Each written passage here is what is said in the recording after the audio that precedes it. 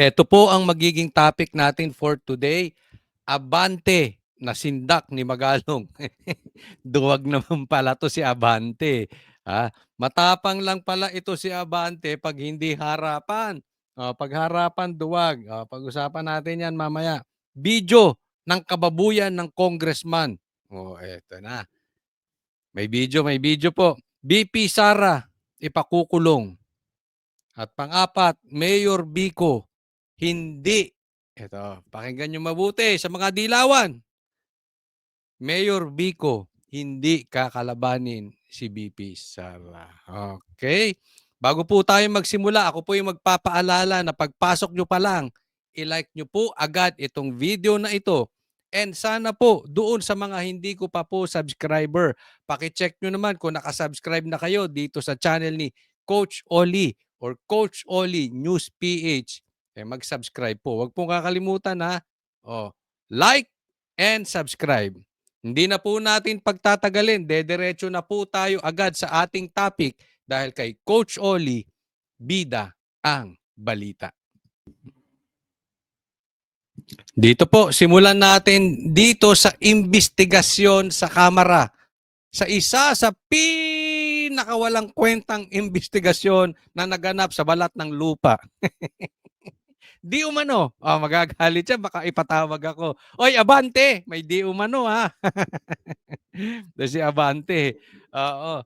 Matapang lang pala ito si Abante. Ang tapang nito si Abante, hanggang mga vloggers lang. Itong mga pulpul na mga congressman, pang mga vloggers lang ang tapang. Pero pag kapwa na nila, duwag. Sige, pag-usapan natin yan. Ang walang kwentang investigasyon. Congressman Chanco, you have the floor. Okay, Mr. Chairman, kanina po pinag-uusapan yung insertion, tinanong po kung ano yung mga natanggal sa 2025 budget at kung ano yung mga naipasok. No?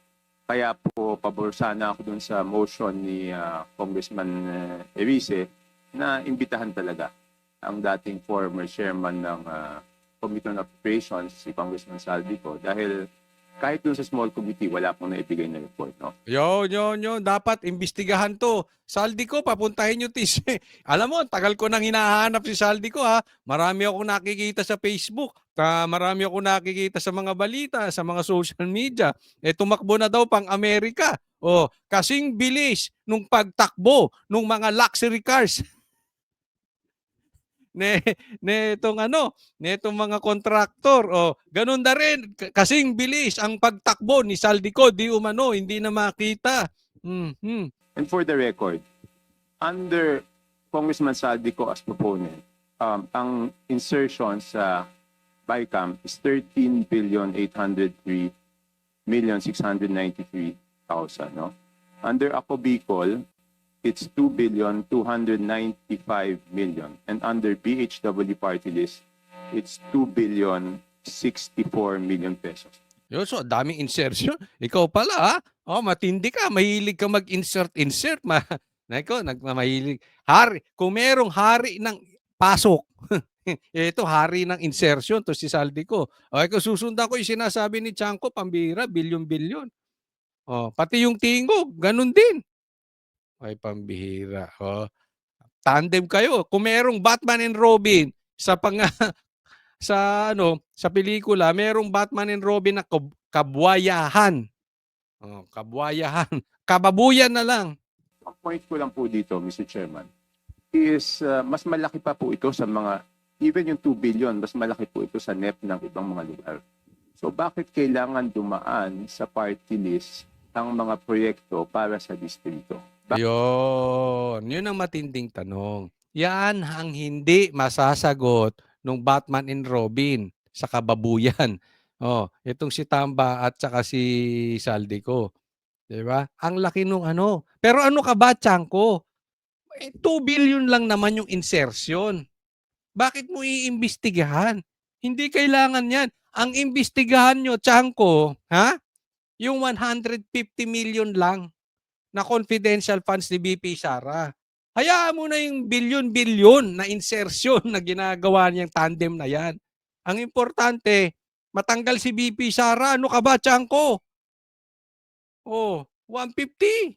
Punta tayo sa 150 million. Confidential funds si VP Sara. Bakit hindi Ako magdidilawan na ako eh. Kasi yan ang sigaw ng dilaw ngayon. Ha? Tandem yan. Dilaw, pink, at saka komunista. Yan ang sigaw nila. Wag nyo nang pansinin yan. Yung flood control, prod control na yan. Focus tayo. Paano natin maididikit si Duterte? Walang kwenta yung investigasyon nyo kung hindi didikit sa Duterte. Okay, idikit natin sa Duterte. Ako na mangunguna in behalf ng mga dilawang tae. Hindi, dilawang tae. Nakukurik ko. Dilawang inodoro na kasi na-inodoro na yan eh. Oo, ano na sila, irrelevant na. Ngayon, nakikisaw-saw na naman. Yung dilawang tae, dilawang sorry po sa mga kumakain. Yung dilawang inodoro, sakyan na natin. Diba? Huwag nyo nang pansinin yung bilyon. Ang importante, si BP Sara. Yung 150 confidential funds ni BP Sara. po pinababa sa distrito directly? At ang makakasagot lang po yan si Congressman Saldi po. Okay. Hindi, pero to seriously ha, ba't kailangan pa dumaan sa party list? Di ba? May mga budgetan na pwedeng dumiretso na dun sa distrito. Kaya nga may congressman dun eh. Meron akong nakita, ha? Even si John Vic Rimulya, inalok ng insertions. Yan ang style nila. Maghahanap sila ng i-insert. Tapos manghihingi. Remember this, kahit si BP Sara, sinabi niya, di ba? Merong ilalabas na budget sa DepEd nung time na siya ay secretary pa lang. Tapos dadagdagan pa yung budget na hinihingi ng DepEd. Pero yung kalahati kanila. Hindi pumayag si BP Sara. At di umano, according to John Vic, siya mismo hindi rin pumayag doon sa insertion.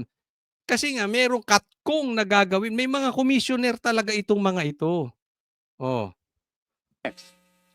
Anyway, pangalawa po, nakita ko po yung listahan ng invited resource persons.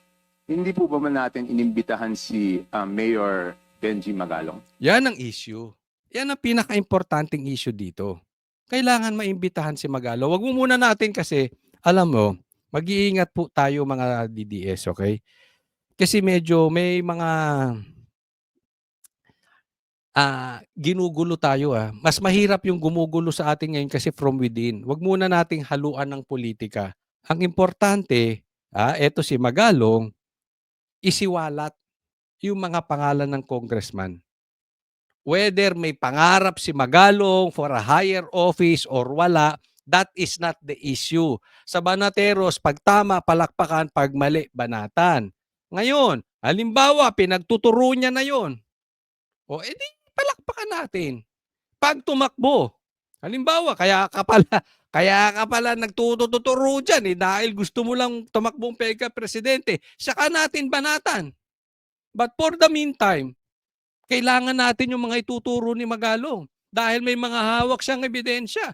Kung ituro niyan si Tamba, kung ituro si Saldico, kung ituro yung mga attack dog ni na may itinatago. Di ba? So, ilabas natin si Magalong. Huwag kayong duwag. Kamara, huwag kayong duwag.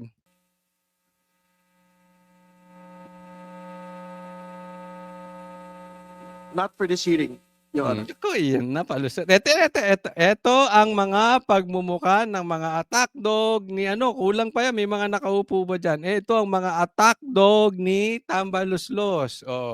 Hindi papayagan. Kita mo, ang daming lumalabas na problema ng flood control. At ang itinuturong problema ay yung mga contractor, yung mga congressman na may contractor. Ni hindi nila mabanggit-banggit si Saldico? Ni hindi nila mabanggit-banggit si Tambaluslos? Dahil ito mga protector nila, yaang mga nasa harap. Pero iimbitahan po ba siya sa susunod na pagdinig? At Ayan, future hearing? Hindi, sa next hearing. Yan, di nakasagot, di agad nakasagot. Kung Yep. kung iimbitahan ba daw si Saldico next hearing?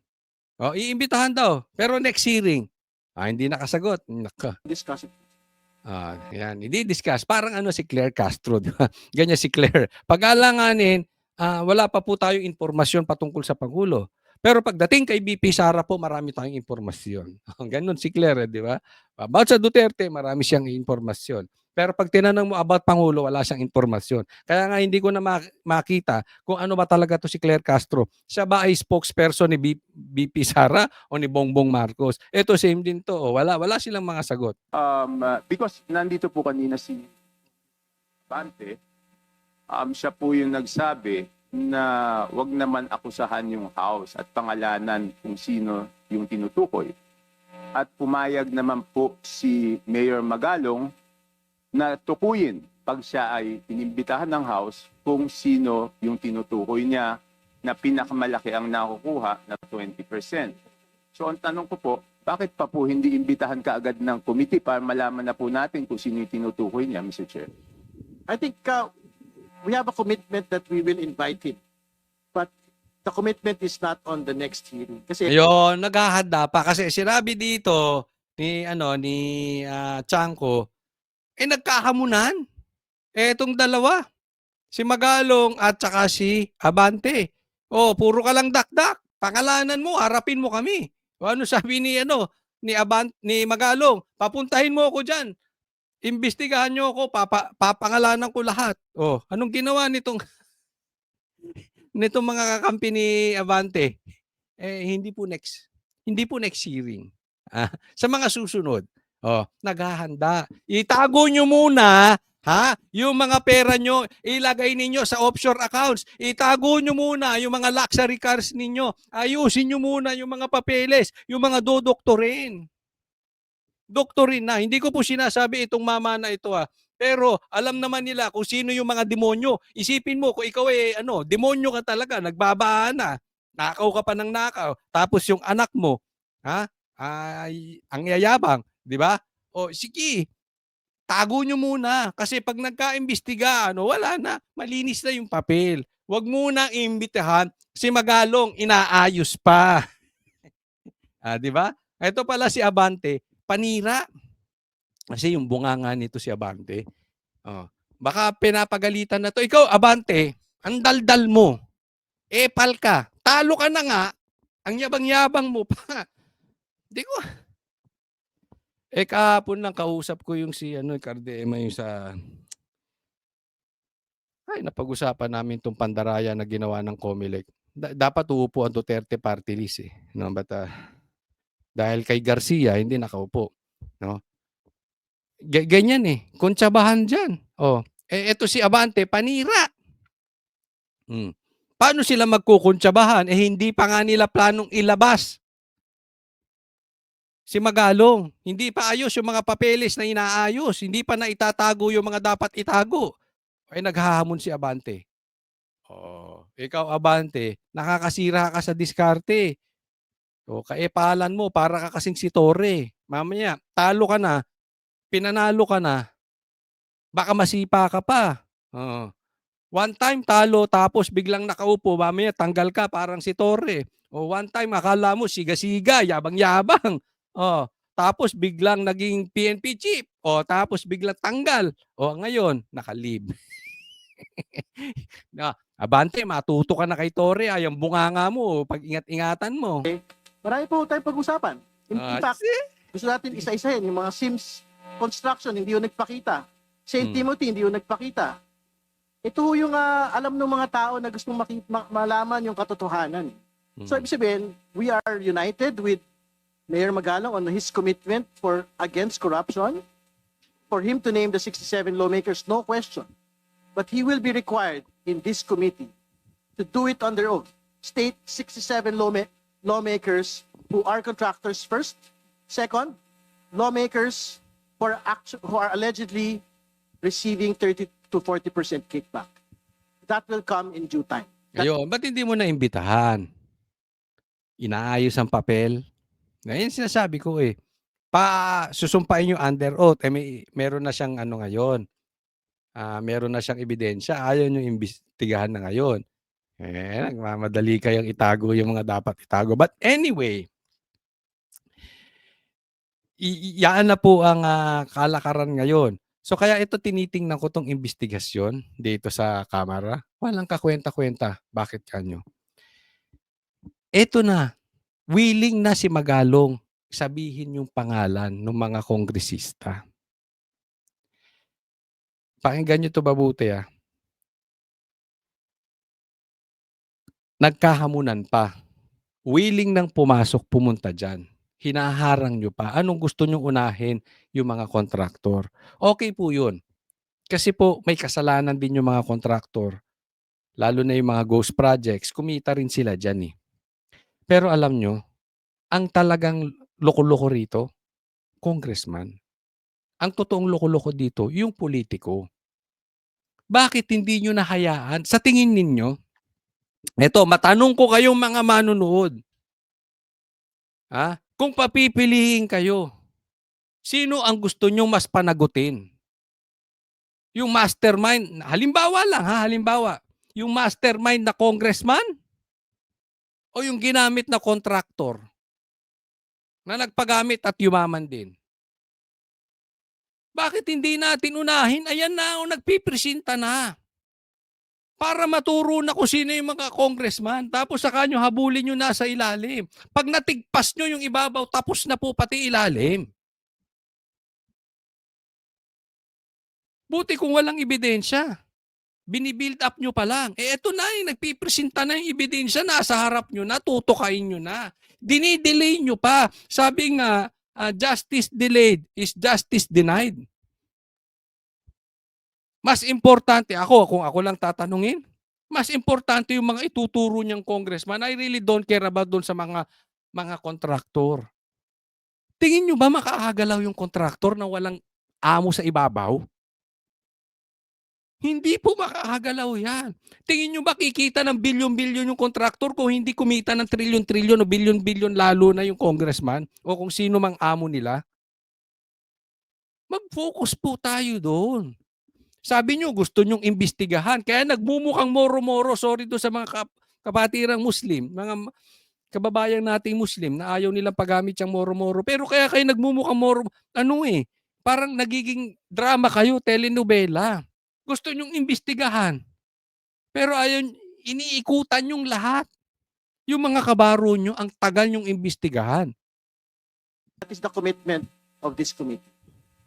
Hindi, kasi sa sinasabi niya, ang pinakamalaking nakukuha ay yung Committee on Appropriation. So hindi pa ba mas mabuting i-address na po natin? Kasi nandiyan po, si Congressman Abante, nadinig ko po yung interview nyo, sabi niyo po, dapat pangalanan po ni Mayor Magalong. So ayaw nyo bang mag-present ng motion na imbitahan na siya kaagad para pangalanan na rin po niya? At sinabi naman po niya na willing naman po siyang imbitahan. Congressman Abante, you're being asked. O yan, magandang tanong. Ayaw mo pa ba mag-motion, Abante? Para tawagin na. Total, hinamon mo siya Pumalag sa hamon mo. Tingnan natin kung duwag si Abante. Tingnan natin kung tinatago niya si Saldico. Kasi yan ang kine-question dito. Papuntahin dito at magtuturo at hinahanap ni Chanco si Saldico. O nagkahamunan. Anong sagot ni Abante? Should I make the motion now? Yun nga, tanong sa'yo. Mag-motion ka. Sige ka, kaya mo i-motion, patawag si Magalong. Better, Mr. Chair, to show na talagang seryoso tayong imbitahan. Sige. I just have one. Mr. Chair. Before speaking, I have one question lang po to Congressman Chanco. Is this part of your interpellation? Ikaw harang ka ng harang Sige na, itago mo na si Saldico. Or what is this? Okay. All right. It's part of my 5 minutes, Mr. Okay Chair. po. All right. And after this, I will have no further questions because this will be my basis of seeing if talagang may pupuntahan tong committee na to o wala. Kung Mismo to si Chanco. Mismo. Yun lang ang basis dyan. Kung ilalabas si Saldico at tatawagin si Magalong. Other than that, yang imbestigasyon ng Kamara, walang kwenta. Kaya nagbumukha kayong tae sa harap ng mga senador Mas maayos yung investigasyon sa Senado. Yung investigasyon nyo, wala. Drama. Ayaw natin imbitahan si Mayor Magalong sa agarang panahon, magkakaproblema tayo sa credibility niyan. But I think Mismo! Wala nang credibility. Wala. Pag hindi nyo inimbitahan. Bukas na, bukas. we have to state for the record as well that in many public forums, Mayor Magalong has labeled the committee as merely a Moro-Moro committee. So I think the public should look at that as well. Yes, Mr. Chair, pero Papalusot pa tong congressman na to. Sabi niya, tinawag tayo moro-moro eh. So, dahil tinawag kayong moro-moro, hindi nyo naiimbestigahan kasi since parang wala kayong kwenta. Oh, papalusot. Papalusot. Ayaw yung pangalanan ni Magalong. Palusot. Ginagawa niyong tanga mga Pilipino. sinabi niya, kahit tinawag niyang moro-moro, sinabi naman niya na willing siya magtumarap, di ba? Tingnan natin kung haharap siya pag inimbitahan natin. Tama. Ngayon, pag hindi pumunta si Magalong naman ang babanata natin. But for now, abante, wag mong itago si Saldico. For now, abante, mag-motion ka na kung hindi mo tinatago si Saldico kasi importante ang presence niyan. Yan ang hinahanap ni Chanco nga, kaya nga dapat mag-motion ka na kung matapang si Abante. Hindi lang sa vlogger matapang. Kung to si Abante, pagka naghahamon, kasi may mga ganyan, malakas lang maghamon eh. Di ba sa road rage? Oh, may naghahamon, palag-palag. Pag pumalag yung isa, takot naman. O, tingnan natin, Abante. I think, Mr. Chair, point of order. yes, please. I think we should be sensitive regarding the word moro-moro. May we delete the words because I think it was Kong Zia, who is a Muslim. Dumating it was, si Chua ba tong dumating? Si Chua, malapit na makumpleto yung mga aso. Mga aso ni Tambaluslos. Pustahan tayo lahat yan. Ang gusto nasa isip niyan. Matanggal si Sara. Yan. Baka yan nasa isip niya. I think an affront to the Muslim community. Yes, I understand it, but that was the exact statement of Mayor Magalong, labeling the committee as Moro-Moro. We will not remove it from the record, but because that is what he had labeled the committee. Mr. Chair, just coming it from the members of the committee and saying that it is moro-moro, I think it's quite personal on the part of the members of the committee. But anyway, I will abide by the decision of this committee. Thank you, Mr. Chair. Thank you, Congressman Santos. Again, would you want to respond to Mr. Chair, Congressman Chanco, please? there's no problem in making a motion, but Ayan. Pakinggan nyo mabuti si Abante ha. as you made a promise to me, Mr. Chair, that one day Mayor Magalong will be invited, why don't we just finish the hearing right now? We still Duwag. Hamon ka ng hamon. Di tinamaan ka ng lintik. Hamon ka ng hamon. Matapang ka lang pala sa vloggers. Patawag mo ako.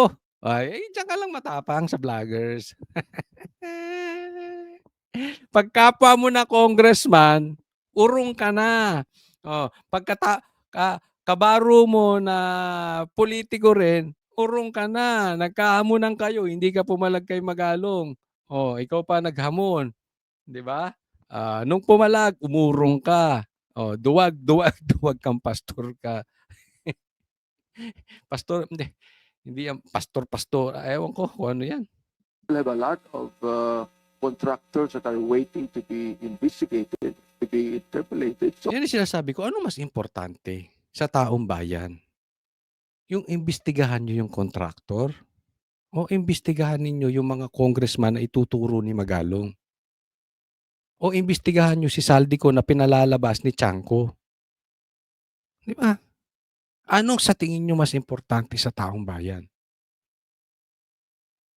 Huwag nyo iligaw ang sitwasyon. Huwag po. Why don't we wait? Why don't we finish this first before anything else? Bakit natin ginugulo itong hearing na ito samantalang marami naman naghihintay dyan ng mga contractors na very much willing to be interviewed? Yun ang sagot ko. Bakit daw ginugulo itong hearing? Hindi po ginugulo yung hearing. Pero yun ang sagot doon. Ha? Kung gusto mong tawagin ginugulo yung hearing nyo. Kasi hindi yan ang concern ng taong bayan. Yang contractor, ano lang yan eh, secondary. Lesser evil yan. Damonyo pa rin, pero lesser. Yung mastermind. Eh halatang halata po kayo. Sino ituturo ni Magalong? Di yung mga congressman. Eh ba't kayo natatakot? Diba? Right. Thank you for your response. Congressman Chanco, please. Duwag. Further questions? Thank you, Congressman Chanco. Eh. Congressman Chanco, you have the floor. Naputol yung video rito pero hindi ata nailagay nung editor ko. Pero Thank you for your nagtatawanan response, sila Congressman dyan. Chanco, please. No further questions. Thank you, Pagtayo Congressman niyan, Chanco. nagtatawanan sila pinagtatawanan sila ni Chanco. Oo, nagtatawa sila. Parang sinasabi, siguro parehas kami ng iniisip, mas matindi lang iniisip ko yung duwag. Siguro iniisip ni Chanco. Ilabas nyo si Saldico, ganon. Duwag ka pala kay Magalong, ang daldal mo eh.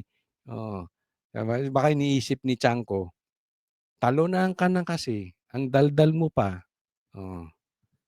Tapos ngayon duwag ka. So ano ka? Talon ng duwag.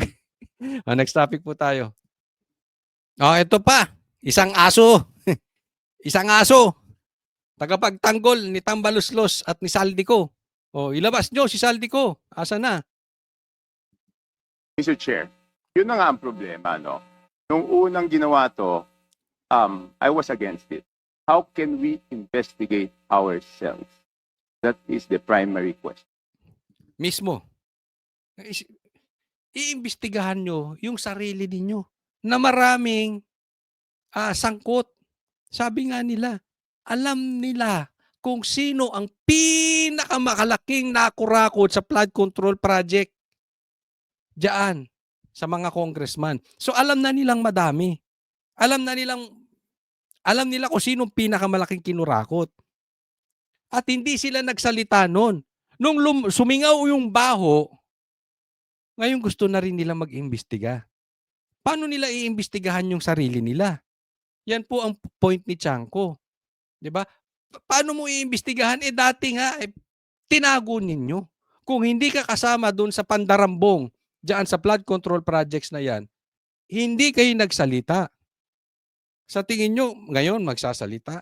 Hindi, takipan ang mangyayari dyan. Tingnan ninyo kung paano patutunayan ni Chanco, may takipang nangyayari. So kung isang congressman, sabi nyo kanina kahit sino masagasaan, wala tayong sasantuhin, kahit congressman, kahit senador. Kung ang congressman hindi pa pwedeng maging resource person at hindi natin pwedeng pa-testify under oath, di ibig sabihin sa usapang to, exempted ang congressman. So paano tayo mag-iimbestiga? Paano tayo? Number one. Number two, Mr. Chair, here is the USB. Yun, eto na. Ha? Eto USB. Eto, totoo na ito. Ilalabas na. Hawak na. Ipinakita na. Tuloy na yung USB. Hindi na ito fake news. Tuloy to. Okay. Pero puntahan muna natin doon. Diba? Paano nga nyo iimbestigahan? Sabi nyo, patas. Kahit taraan news kung sino-sino. Pero mayroon kayong hindi gustong imbitahin. Sino pinupunto niya rito? Number one, si Saldico. Tas ayaw nyo imbitahin o ayaw nyo papuntahin. Di ba? It's very obvious. Kayong mga nakaupo dyan sa harap. Di halatang aso kayo ni Tambaluslos. Halatang aso kayo ni Saldico. Kasi nga, ano sabi ni VP Sara? 2 tao lang ang may hawak ng budget ng buong Pilipinas. Tambaluslos tsaka si Saldico. Ay lumalabas parang totoo. 'Di ba? Ganun ka-powerful eh. Kasi isipin mo, ang Congress mag-iimbestiga tapos ayaw ilabas si Saldico. Tingnan nyo, ilalabas niya na yung ebidensya, video ng kababuyan ng congressman. Ito, hawak niya na ha. Sige, balikan natin. Hawak niya ang video, USB ng kababuyan ng congressman. Anong Number sagot two. nila? Mr. Chair, here is the USB. Sinasabi paano nagkaroon ng insertion? Paano nagkaroon ng pasukan? Tinagalog ko. O, eto USB, eto video. Kung paano nagkaroon ng pasukan. Oh, di kababuyan ng congressman. Pasukan, insertion. Di ba? Under the name of Congressman Saldico, Yun. ang insertion sa BICAM as proponent siya is 13,803,693,000. Ako, ang daming in-insert. Ang dami palang insertion. Mabilis yun. Ganun-ganun yun. Di ba? Kung isa insertion, dalawa, tatlo, apat, lima, 13 billion insertion, ganun yun. Madaming in-insert yun. Oh. Maraming pinasok. Oh, 13 billion. Pinasok. Isiningit. In-insert. Ni Saldico. According to Chanco. And we do not want to invite him as a resource person. Mr. Chair, sorry. Comsec, can you show this para lang Yeah. sabihin hindi ako Mr. Chair, with nagsimbento? due courtesy. Wait, I have the floor. Yeah, I i-correct have ko the lang. floor. Yeah, but I have Mr. the floor. No, Mr. I Chair, have the floor. just to, on the I have the record, floor. on the record, Mr. I Chair, have the floor. we did not refuse Suspend. to I have invite. the floor. Chair, Suspend. motion to suspend. Mr. Kita mo? Ay, bumagsak yung ilaw ko. Pambihira. Oo. I have the floor. Ibig sabihin, oras ko pa to. Ito USB, Yung kababuyan ni, ni Saldico, na pagpasok, pagsingit, pag-insert, 13 billion. Yung video. Ilabas nyo. May ebidensya. Ito na. Ayaw. Ewan ko, sigarin ba yun? Yung boses na yun? Parang sigarin ata yun ang sabi nila ayaw. Kinokontra. Tingnan mo itong 5 to. Yan. Hindi lang yan, marami yan. Pero itong 5 ito, ayaw. Di ba? Ito na, ipapakita na Kasi kung may ebidensya, tapos ihaharangin nyo yung pagpasok ng ebidensya, ba't kayo natatakot? Bakit mo haharangan yung oras ni Chanco? Akala ko ba gusto nyo maimbestigahan ng maayos yan? Pero pag si Saldico iimbestigahan, maglalabas na ng ayaw nyo. Anong ginawa ninyo? Inawat ninyo. Tingnan ninyo. Kayong 5. Anong silbi nyo dyan? Totoo, di ba? Kasi kayong 5. Sa tingin ko lang. Gusto, ibalik natin. Ibalik natin sa Duterte. Kasalanan nila yan. Meron bang investigasyon dito na hindi bubuelta sa Duterte?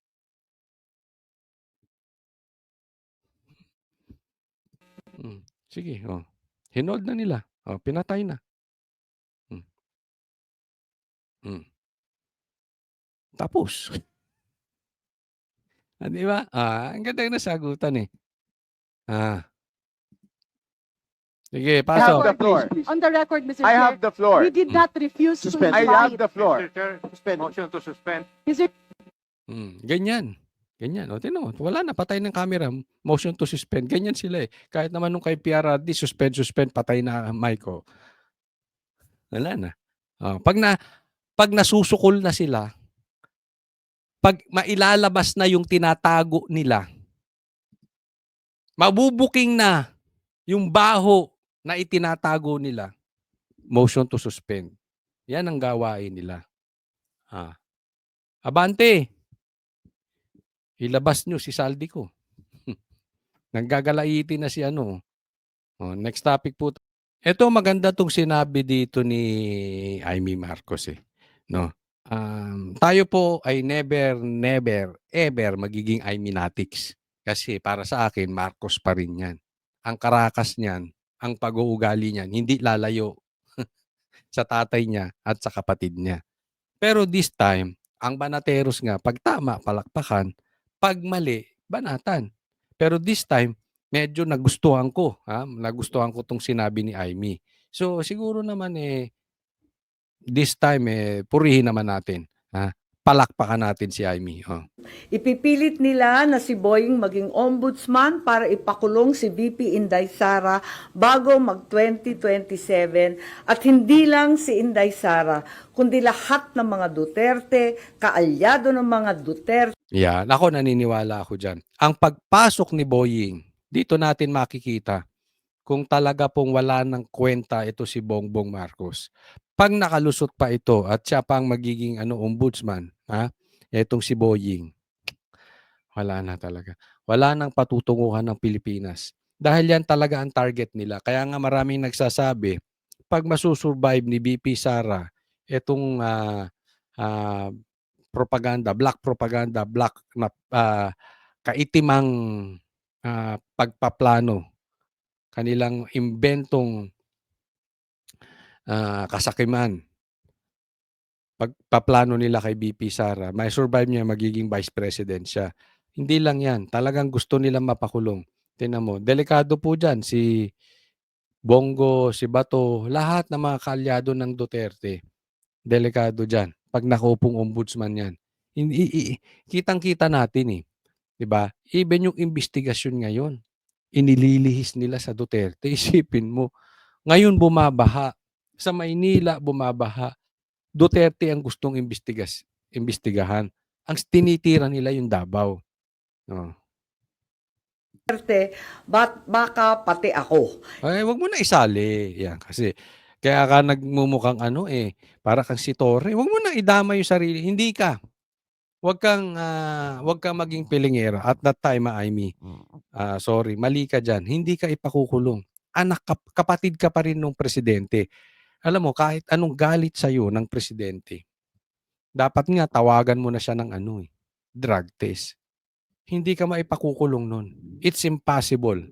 Hindi kayang ipakulong ng isang kadugo. Kahit anong galit. No? Ibang issue po pagpakulong. No? Iba na po yun. Maaring pagdamutan ka, banatan ka, barahin ka, pero yung pakulong ka o ipapatay ka, hindi ka gagawin ng kapatid mo. Kaya huwag ka na magpiling na kasama ka doon. Hindi ka kasama. Oo ka. Yan ay sa gitna ng paghihirap ng mga Pilipinong binabaha ng tubig, ng korupsyon at ng kawalang aksyon. Tinutukan ko ang Plan A nila na People's Initiative Chacha. Yan yung unang plan yan yung sinabi ni PRRD sa amin mismo, nakausap namin, sinabi niya sa amin yan. Tatanggihan niya yung People's Initiative na yan. Yan ang unang attempt ni Tambaluslos. Binuking ko ang Plan B, yung impeachment, para mawala sa landas nila si VP Sara sa 2028.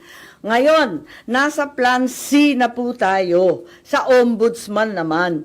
Noon pa'y nakita ko na, kaya ako nagsampa ng kaso nung May 2, nandun ako sa ombudsman. Teka muna, mapunta tayo dyan. Ako tanong lang, Tambaluslos, Risa Ontiveros, Dilawan, Pinklawan, hindi nyo ba kayang manalo ng patas kay Sara? Hindi nyo kayang manalo na nandiyadyaan si Sara? Ganyan na kayo kalaos? Ganyan na kaayaw sa inyo ng taong bayan? Na kailangan nyong paalisin si Sara para kayo manalo? Ganyan na kayo ka-loser? Loser? Kayong laban? Kasi ganyan sila, di ba, dati? Yung mga panahon ko, ganyan sila. Loser ang tawag dyan. Hindi nyo kayang manalo nang wala, andyan si BP Sara. Kung hindi kayo titigil sa pamumulitika, mag-asaran tayo. Hindi ko rin kayo tatantanan. Para kayong mga kabayong... Buhaya, hindi kabayo. Si Vice Ganda yun. Ba't mo naman sinama sa Vice Ganda? Pambihira ka na. Ang ganda-ganda ng usapan, Amy. Buhaya. Or, ano matawag dito? Bonjing. na katapalodo sa 2028, 2026 pa lang ngayon. Kasi nakatapalodo gano'n. No? Ibig sabihin ang focus nila dun lang. yung Yun, 2028. napapabayaan nyo ang bayan sa kakaisip ng ambisyon at paraan paano nyo buburahin ang mga nakaharang sa mga maiitim ninyong plano. Pero maganda 'to sinabi ni Amy at totoo naman 'to. Yan ang talagang, plano nila. Maganda na rin nagagamit 'tong si Amy para 'no, maharang. Kasi as of now, si Amy talaga hindi kayang ipakulong 'yan. Oh, 'yang ginagawa ni Amy, gawin niya ni Bato, nakakulong na si Bato. 'Yung ginagawa ni Amy, gawin ni Bongo, nakakulong na 'yon. Eto hindi 'to kaya pa-kidnap, hindi 'to puwedeng dalhin sa ICC, oo. Pero andiya-diyan na po talaga ang ating problema, kaya ako naiinis, eh. Naiinis ako dun sa Pinklawan, ha. Hindi lang Pinklawan, yung kung sino-sino pa. Ang problema natin nasa baha. Lahat ididikit niyo sa Duterte. Kaya nabababoy. Wala nang mangyari sa bayan natin kung hindi pamumulitika. Gusto niyo bang maayos yung bansa natin? O gusto niyong sisihin na lang natin ang Duterte? Hayaan mo ng baboy. Hayaan niyo ng pangit ang Pilipinas. Ang importante masisi Duterte. Hindi kayo, tanungin ko kayo mga manunood. Ano ba importante sa inyo? Ayusin natin tong bansa natin ngayon? O sisihin ng Duterte? Ganun eh. Pinag-iinterasan niyo yung 150 million na confidential funds ni BP Sara. Pero yung flood control na billion-billion, kahit yung mga mas malaki pa ang kinita ng congressman. Malaki pa yung kinita ng mga kontraktor. Ginugulo nyo yung investigasyong nangyayari. Ano? Para maisingit nyo Duterte. Hanggang dyan na lang ba tayong bansang Pilipinas? Wala tayong pag-uusapan hanggang 2028 kung hindi Duterte, Duterte, Duterte. Wala tayong planong ayusin ng totohanan tong bayan natin. Kaya naman, tingnan natin itong si Chua. Ano sabi niya? Inherited problem. Chua says anomalous flood control projects existed during Duterte years. Pambihira. Sinusolusyonan natin. Yan yung sinasabi ko sa inyo. Sinusolusyonan natin yung problema natin ngayon sa baha. Ngayon tayo may problema sa baha. Ngayon tayo binabaha. Pag may baha bukas, matatraffic ako, matatraffic ka, matatraffic tayong lahat. Kung may baha bukas, posibleng meron tayong mga mamatay na kababayan, mahal natin sa buhay. Maraming gamit ang masisira ng baha. Tapos, ang gusto nyong klaseng investigasyon sa Kamara, Duterte. Ang dito problema natin, may parating na bagyo, magbabaha. Ang gusto nyo solusyonan, punta tayo kay Duterte. Anak naman kayo ng congressman, oh. Mga anak ng kontraktor. Kaya alam mo yung sasabi ko, kaya yung mga Pinklawan na yung idinidikit pa rin sa Duterte ngayon. Kaya nabababo yung investigasyon eh. It's because of you, mga Pinklawan. Also, kayong mga komunista. Kaya nabababo yung investigasyon. Kaya nabababoy, gusto nating ayusin eh. Itong problema natin sa flood control projects ngayon. Wala kayong bukang bibig kung hindi Duterte. Mga anak kayo ng congressman. Anak ng kontraktor, oh. Paano tayo maayos niyan? Binababoy ninyo. Kaya tuloy ang investigasyon dito. Yung sasabi ka natin eh. Ang investigasyon sa Kamara, walang kwenta eh. Dahil alam natin, ididikit lang sa Duterte. Alam na natin dulo niyan eh. Hindi makakasuhan si Saldico, hindi makakasuhan si Tambaloslos, hindi makakasuhan ng congressman, kasalanan ni PRRD. Tapos yung mga kontraktor na ang makakasuhan. So nagkaroon na sila ng fall guy, yung kontraktor nila. In the first place, sino bang may kasalanan? E di yung bossing. Makakagalaw ba yung kontraktor o hindi? kung wala yung bossing na congressman. Halimbawa, sila yung mga congressman nga na involved. 'Di ba? Ah. Siyempre, sinong gagawing fall guy niya? Mag-iingat po tayo mga kababayan na oo, mali yung ginawa ng mga kontraktor pero wag tayong pumayag na gawing fall guy yung mga kontraktor. Kasi siyempre yung mga kontraktor, kunwari ako si congressman, magmamalaki ka sa akin ngayon? Ang laki ng kinita mo dahil sa akin marami kang kotse. Oh, sige magpaimbestiga ka. Basta kami, ligtas lang muna ha. Paimbestiga ka dyan. Pero wag na wag mo kami ituturo. Total kumita ka naman eh. Kaya nating lusutan yan. At kikita ka pa. Akong bahala sa'yo. Basta steady ka lang dyan.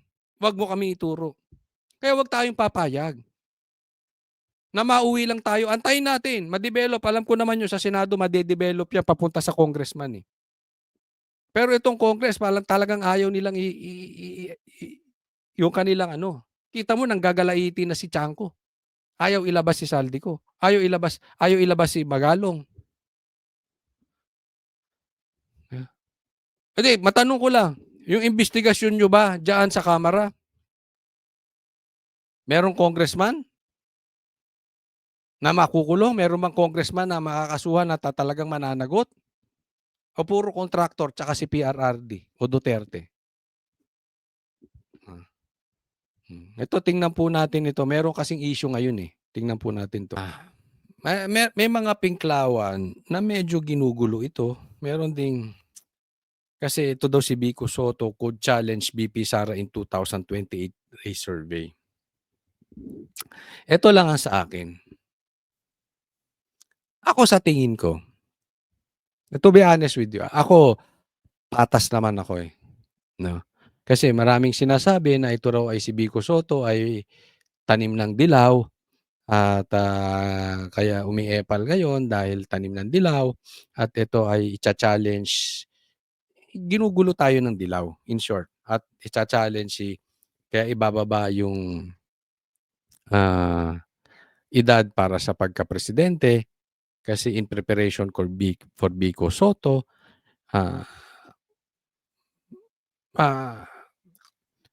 pinapasukan to ng mga pinklawan. Alam mo naman, may mga talagang, yung mga irrelevant na makikisawsaw sila. Unahin natin si Vico Soto. Ako, I really think maayos to si Vico Soto. Sa tingin ko lang as of today, as I know him, sa tingin ko, maayos to si Vico Soto. And sa tingin ko, malaki ang maitutulong ni Vico Soto sa Pilipinas. But I still believe na hindi nito i-challenge sa 2028 si VP Sara. Because alam ko, ito yung aking opinion. Alam ko,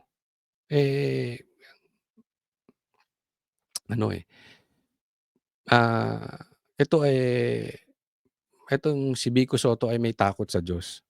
Alam niyang hindi tamang pamamaraan yun.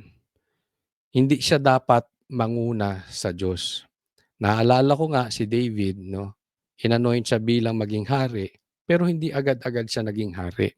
Dumaan muna sa proseso. And I'm sure, I have faith na dito kay Vico Soto na susunod siya sa proseso. Hindi niya pangungunahan ang Diyos para siya ay pumasok ng hinog sa pilit bilang presidente. Ayusin niya ang Pasig. Ganyan din ang sinabi ko kay Isko. Isko could be the next president but not on 2028. Vico Soto could also be the next president. We need people like them but not on 2028 because yung 2028, I really believe that belongs to Sara. Ayusin niya ang Pasig gaya kung paano inayos ng Duterte ang Davao. Ayusin ni Mayor Isko ang Manila gaya inayos ng Duterte ang Davao. And then we are in good hands. May mga bata pa tayo nakaredy ba? Who knows, di ba? On 2034, si Yorme na. On 2040, maybe Vico Soto. We really don't know. No? Maayos na tao yan. Kaya lang kasi itong Pinklawan, ginugulo eh. Parang naglalagay sila ng ano doon para guluhin ng Duterte. No? Akala nila nagugulo Duterte. Because Duterte is Duterte. Solid votes yan. Meron silang pinapasok na Vico Soto, meron silang pinapasok na Torre, meron silang pinapasok na Risa, nahahati lang yung boto nila. So hayaan natin sila doon. But ang Duterte talaga, ang Duterte, solid Duterte yan. They will not vote for anyone unless VP Sara. This 2028, they will not vote for anyone. So fix na yon. Hindi na yan. Hindi macha-challenge siya ni Vico Soto. And I'm sure hindi niya rin pangungunahan ng Diyos i-challenge si VP Sara sa 2028. Ako, yan ang talaga matinding paniwala ko dito sa sitwasyon. So, sa mga doon nagsasabi na tanim to si Vico Soto, hindi siguro. Manalig kayo. Ginagamit lang to ng dilaw. Ginagamit nila yan para bata, hindi yan. Una, bata pa masyado, kahit palitan nila yung batas, alam nila na pinilit hinog sa pilit. At ngayon pa, hindi nila mapipilit yan dahil solid na po sa Senate ang Duterte Block eh.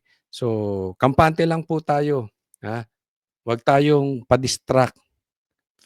For sure, isurvive lang natin 2028 si VP Sara. But ako, this is my personal. Let me share you my personal. I'm dreaming that someday, actually, I'm praying. And I'll pray for it more.